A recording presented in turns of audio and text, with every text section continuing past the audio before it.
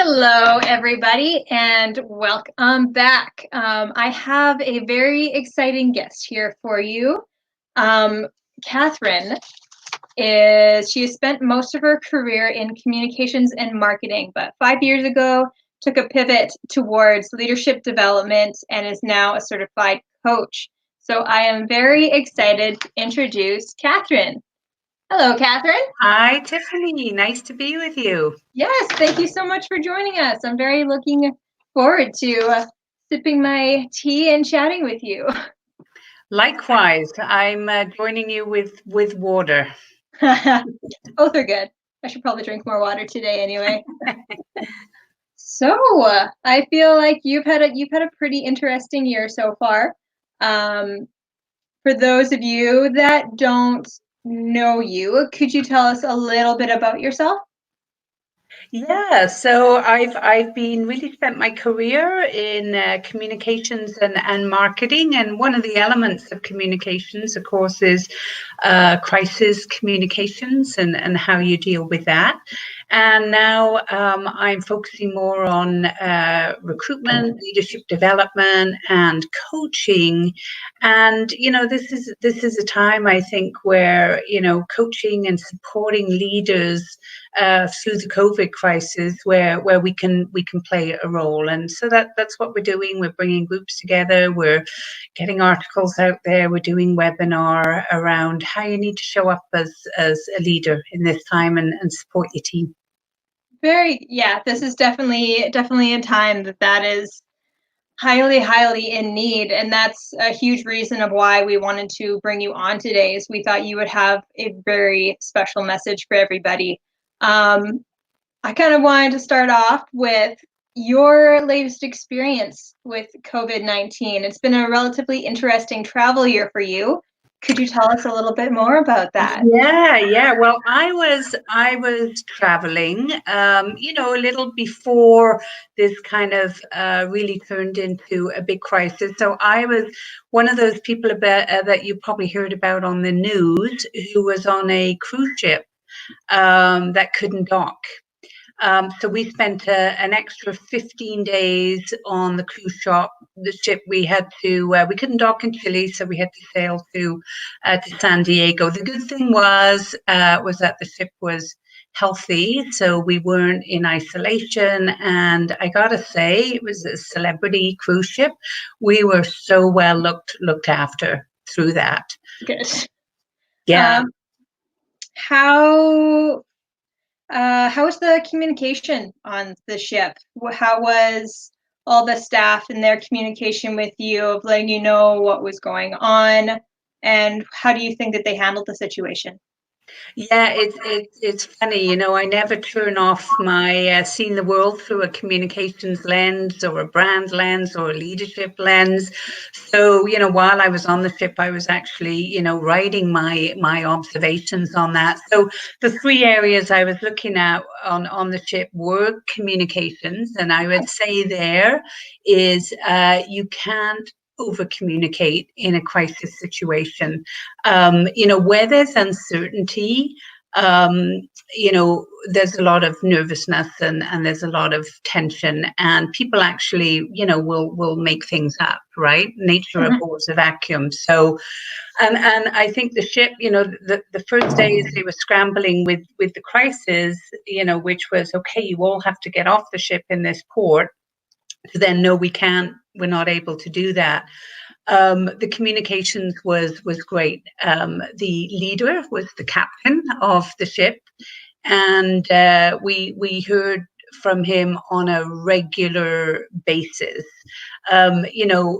We always heard from him every day before the crisis, and there was some, humor to his messages and that. But during the crisis, obviously there was a serious tone. He was very factual, very reassuring, and they communicated a lot with us. I mean, there was one critical update that came at midnight, and I think they wrestled with the, do we tell people now and wake them up, because we could actually get announcements in our rooms. And they did, right? Because they knew that was information we were looking to hear, which was, okay, we have to sail to San Diego. So communications was great, frequent, factual, and really dispelled that uncertainty. Oh, Yeah, the leadership, like the captain, we not only heard from him, we saw him. He was very visible, very accessible to people, and that was huge too. And then the other thing I looked at was, the measure of a brand is tested in crisis. So, celebrities' brand is service. And I got to say, there was no difference in service from the first 2 weeks when we were paying customers to the final 2 weeks when we weren't paying customers. The crew and everyone was just awesome. And, it makes you really loyal to the brand. They were sympathetic, helpful, empathetic. So it was a really good experience from that perspective. Oh, that's so good to hear. It's really nice when brands step up and help out and kind of stick to their mission through this. And there have been a lot of people, companies that have been doing definitely more and more. And I'm always amazed by the amount of people that I'll meet or hear about and how empathetic that they are and understanding they are, and seeing a community come together and really repair itself and build itself back up is amazing. It's great. And I think when it comes to a brand, people remember that, right? Like, it was so great I'm a Telus subscriber. While I was on the ship, I got a message, as did all their customers, saying, hey, we're waiving roaming fees. Huge relief. So you're able to call people and know you're not racking up the dollars. So yeah, all around this crisis, you're really seeing companies step up and be human. Mm-hmm. Yeah, that's definitely one thing that I've noticed is the humanitarian aspect, and everybody has come out a lot stronger. Yeah, because I think the brands will be judged by how they showed up in this crisis for sure. Mm-hmm. I also hear that you work with some relatively large organizations across Canada. How do they approach crisis internally and externally? Yeah, so I've been in communications for many years. A lot of my colleagues are in communications, and so I can speak to it generally, right? I know a lot of great communicators who are stepping up and giving great counsel to their leaders. So any company who's sort of worth their weight will typically have a crisis communication plan. Now, I've been on the other side of, encouraging companies to do crisis communications, and it never seems as urgent when there is no crisis because nobody wants to think about it. So from what I'm seeing out there, there's a lot of organizations that have their crisis plans. So they've thought out things. They know who is going to be the spokesperson, how they're going to respond. And I think the companies who are doing that are,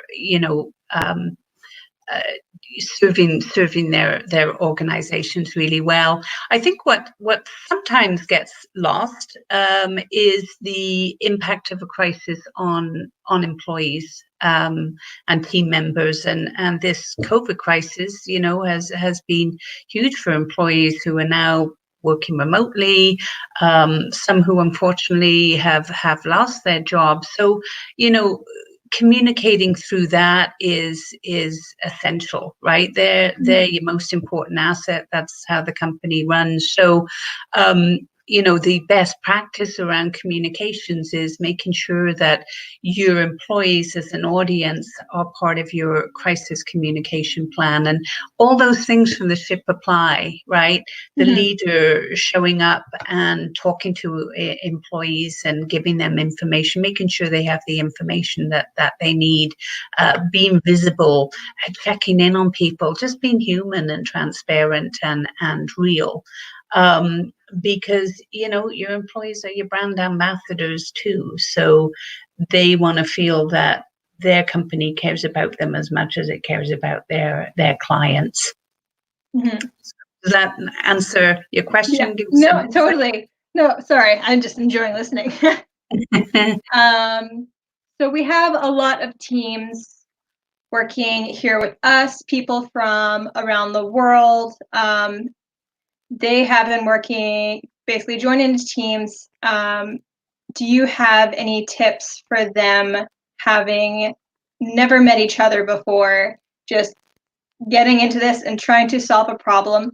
Do you have any tips or tricks of what they could do to optimize their communication and their effectiveness? Yeah, it's a great question. And by the way, I'm, so impressed by what you're doing here, and all the people who've stepped up and stepped in to focus on solving a problem.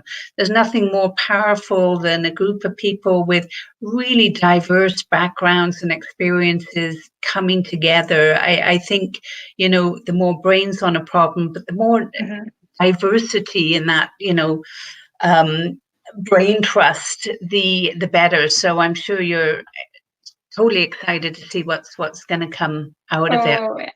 Yeah, Very and excited. it's hard because I imagine the teams are working virtually. They don't know each other. So, I always say to people that the best you can be is yourself, right? I think Fred Rogers would would say that, is just be your honest self all the time. Be transparent, be a good listener, right? We have 2 ears and one mouth, right? So, what do people have to say, and sort of, be open. I mean, this is a time for, no idea is crazy, especially if you're driving towards a solution. Have fun, don't be hard on yourself, and don't be shy about, offering your ideas and opinions. That's what the team are hoping everyone's going to show up and be their best and contribute. And, I think you're going to get some fabulous solutions out of that. I think so. That's definitely what it's about, is bringing everybody together and having a safe, comfortable space to share your ideas. No idea is a bad idea. Everybody, we've seen some relatively creative things so far. And all in all, it's been a great platform and a great experience over the last few days, seeing these people join together and just figuring it out. And it's amazing how basically people just figure it out. It's great. Yeah, trailblazing, right? Like there aren't definitive answers, right? It's exploration, and it's curiosity. I think curiosity is probably something I should have mentioned up front. I think that's such a huge driver to innovation and solutions, is asking the questions and not having preconceived ideas, right? Because you never know where it's going to go. Mm-hmm. Yeah, that's a good. I often find that sometimes I will ask a question and I feel like I know what the other person's going to answer already, but dropping that act and just being open to whatever they have. Absolutely. Yeah. Just asking the question and seeing what comes out of that. Yeah. Mm-hmm. I was wondering, in your opinion, what is the worst thing a communicator could do in a crisis? Holding back information, lying, right? And sometimes that's not done maliciously, right? People think, oh, this information may upset people or may worry people, or but you have to hold people capable of getting the right information at the right time. People will make sense of it, and if they're worried, they're worried, but they need the truth at a time like this. Because when we talk about brands, if things come out later and you haven't been truthful or transparent or timely in your communications, it will come back to bite you. It always does. And the other thing is I think there's a lot of pressure when there's a crisis, that people feel they need to have the answers all the time. And this is new for everybody, right? We're all experiencing this for the first time. and there is uncertainty, and we don't know what's going to happen. And it's okay to assure people that, hey, we don't know the answer to that, but here's what we're doing, right? So you Mhm. don't always need certainty, but where you can provide clarity, that's what you need to do. So, forthright, open, honest, transparent, and it's okay to say you don't know. Mhm. That's some really good advice. That's one thing that I have noticed is the brands over the last few days is you really realize that, yeah, nobody really knows what's going on, what's going to happen, how this is all going to turn out. But that again, that's why we're all in this together, right? Absolutely. Yeah. And there's some comfort in knowing that, we're all in this together, and I'm, an unabashed optimist, right? So I'm kind of looking at all of this through the lens of curiosity. Like, what are we learning that we didn't know, and what's the upside of it? I know, I'm more connected with people than I've been in years, Ah, right? yep.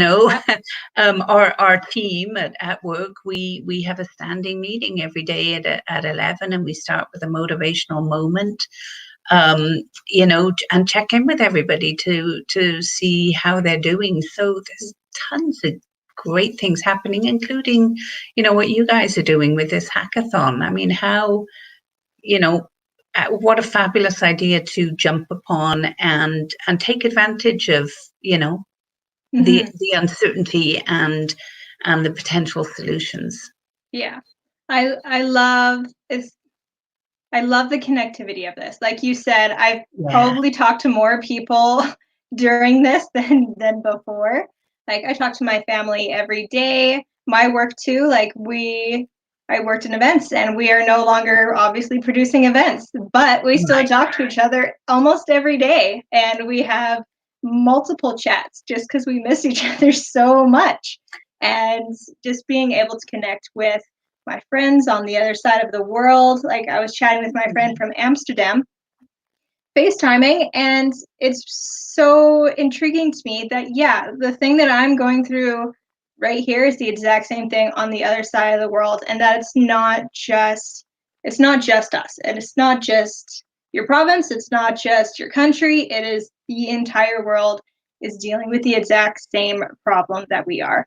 And I think there's definitely a uniting factor in that. And I'm very excited, yeah, by this and just seeing what solutions people can come to figure out just by joining together to make it happen. Mhm.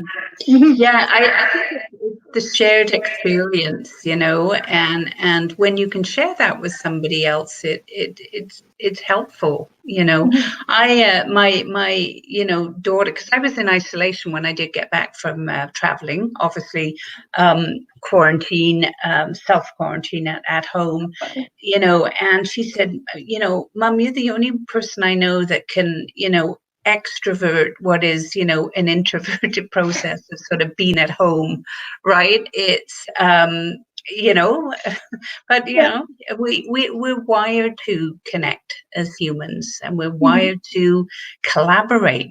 That's why you have all these, exciting teams brought together, as people just love to do that and create and put out solutions and create meaning in the world. Mhm. And that's the upside of all of this. I think we're appreciating that more. Mhm. That's kind of I almost have the opposite side of that. I'm a relatively introverted person and I don't mind being by myself and I find that my creativity kind of bursts when I can be in a space that's quiet. But I've Yeah. also really noticed how much I am creating human connection and how much more organic it feels and how I've started to utilize something like social media or I would never just go and talk to a random person before ever.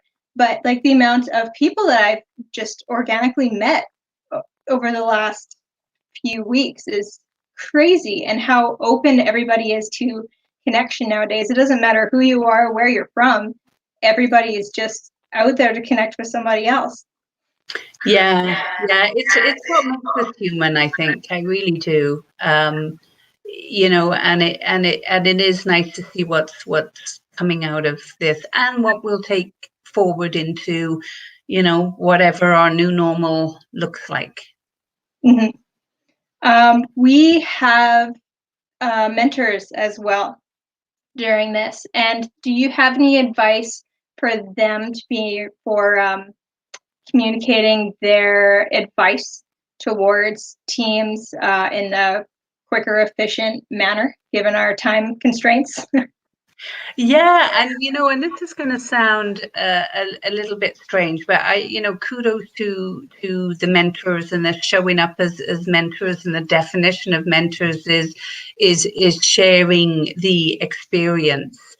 But what I would say to the mentors too, I shouldn't say and I would say to the mentors too, um, that taking a curiosity stance. Like I'm a coach, and a lot in the coaching world says, sometimes advice is not what people need. Sometimes it's curiosity, and it's asking the right questions, because when people come to their own conclusion or their own solution, they actually get the benefit of their neurons firing and creating new pathways in their brain, right? So, when you get that aha moment when you figured out something, there's all this, it's like brain fireworks going off, and that's actually how we learn and develop. So I would encourage mentors, is you're there to give your wisdom, but stay curious as much as you can. So when people ask you for ideas, ask them for their ideas first, and then add yours to the mix. And just see what you come up with. And actually, it's expedient, because you can tell somebody something, but it's your experience that you're giving them. But if people can figure out how to put their own experience to it and solve a problem, it stays with them, right? Mm-hmm. So it makes people more self-reliant. So that would be some thoughts I have there. That's perfect. You're a leadership development coach, and you've been doing that for about the last 5 years? Yes, yeah. What would you say is the most interesting experience that you've had? Is there something that stands out to you that was either an interaction with somebody or something that you found super beneficial to your life? Yeah, it's a good question. When you were saying earlier that sometimes when you have a question and you're listening to someone, you think you have the solution. Mm-hmm. I would say the biggest transformation for me, going through coaching training, is that there's a few things. That one, people are capable, and you have to believe that they're capable. So it's a shift from being the advice giver and the problem solver to the question asker, right? Mm-hmm. Because where I get so much satisfaction is when you can ask really powerful questions and you see people, the light bulb goes on for them, and Mm-hmm. it's their solution, and they feel strong, and they believe in themselves, and they can move forward in that. Mm-hmm. I was saying, so it's not one specific thing, but it's that shift for me personally, and what that can do for other people, just Mm-hmm. to ask questions and believe in them, and sort of journey with them. That sounds really fun. That's what I have always found super interesting, is the power of questions and utilizing them correctly, and how simply changing and altering how you ask a question, the wording you use, the approach that you use, can just open up a person entirely and give them that opportunity to open up and to get that aha moment is super interesting to me, just from talking to you here and a little bit before, you can see that how you articulate your questions. Every time you ask me something, I'm like, oh, wow. Why am I thinking of things I've never thought about when somebody else has asked me something almost the exact same way? But there's such a science to the power of questions. And I find it super interesting that you basically have the ability to open up somebody that's like an introvert and kind of get that the juices flowing and get that aha moment. And I've always found that very interesting. Yeah, well, no, thanks for that feedback. I appreciate that. The power of questions, because when we get fixed on a problem or we're worried about something, we actually get quite narrow in how we think about it. We tend to think in it's this or this. And the simple question of, instead of using the, but kind of question, is flip that around to and, right? So, I had a friend who was saying, I need to work, but I hate my job, but I need to work. And I said, well, if you substitute that with and, how does it feel? And so she said, I need to work and I hate my job. And all of a sudden she went, oh wow, that totally opens up possibilities for me. And that's what a coach does. That's what a great leader can do. Is just open up the possibilities so people can think and come to their own solutions in a way that works for them. Right. Mm-hmm. We have a couple of questions coming in here. Somebody wants to know what your secret sauce is between a good communicator and a bad communicator, and what are some little tips and tricks. So probably like the switching for and. Yeah, that's a good question. Bad communicator like that can be a big topic. I would say not good communications is when you don't communicate, right? So not saying something, I think, makes you a bad communicator. But sometimes we don't get it right. We're not eloquent. There's emotions running, and we may say things in a way um, that it doesn't come out right. So it's so important to express what your intention is, and I think there's a great book we know called Outward Mindset, right? So instead of worrying about what you have to communicate, if you shift the focus to who you're communicating to and what they need, and that human side of things, it's going to be a better interaction. Mm-hmm. But and going back to my first thing is, you can't over communicate, particularly in a crisis situation or something that somebody's worried about. So I don't know if that answers the question, but just a few thoughts there. Yeah. This is an interesting one. Do you have any tips on how we can communicate to our healthcare professionals so that we allow them to share their experiences? Feel free to think about that one for a minute. Yeah. I think right now, and I have colleagues, and I'm sure we all have colleagues and friends who are in the healthcare. I think the sharing of experiences will come later. My sense is that they're focused on what they have to do now, and if they're not, when they're not working, they're focusing on their mental health. They have worries. They're on the front lines exposing themselves. So I think right now, letting healthcare workers in your lives know how much they're appreciated, asking how you can support them, or what do they need, or what's important to them right now. Again, those questions. I think that's the best way you can support them, and I think sort of capturing those stories and those wonderful experiences that will come out of that. There'll be a time and place for that. And some of them may want to share those, because when we talk about things out loud, it can be helpful for us too. It can unburden us. But I would say really, it's the time to be empathetic and compassionate, and the the simple question of how can I help right now might go a long way. Mm-hmm. I really like that.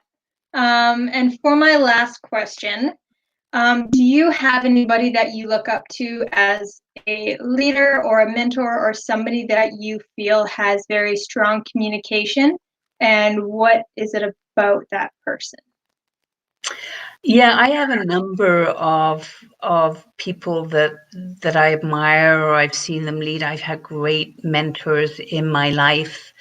And, I would say the common element with them is authenticity, right? Is just showing up, not expecting to have all the answers, is being forthcoming and being compassionate. I think from a leadership point of view, um, compassion, especially during this time, is so needed Mm-hmm. right now, and it's tough because there's a lot of leaders right now who are trying to survive this in terms of their business. Um, but again, I would encourage them to look long term because once we get through this, and we will, you know we want people to stay or come back or help us drive things forward. Mm-hmm. So again, it comes back to, be your honest self. That's what people want to see, Yeah. and can smell in authenticity a mile off, right? Yeah. That's definitely I feel like a human sense that everyone possesses is detecting the fakeness in that. Absolutely, Yeah. absolutely, and it destroys trust, and it doesn't build relationships. So and that's the opportunity we have during this situation. Your teams that are coming together, wow, they're going to they're meeting new people and building relationships and deepening those relationships, and who knows where all of that can go. But if we can just connect with people in a really authentic and compassionate way, I think that's the way we're going to get through this. I highly agree. Thank you so much for joining us, Catherine. This has been amazing and such a pleasure talking with you. Thank you so much for taking the time Oh, and educating our teams a little bit. it's been my pleasure, Tiffany. Thanks for the great questions, and thanks to the audience for the questions too. They were excellent. Gets me thinking. Thank you very much. Thanks everybody for tuning in, and have a wonderful rest of your day. And we look forward to seeing what you come up with. All the best.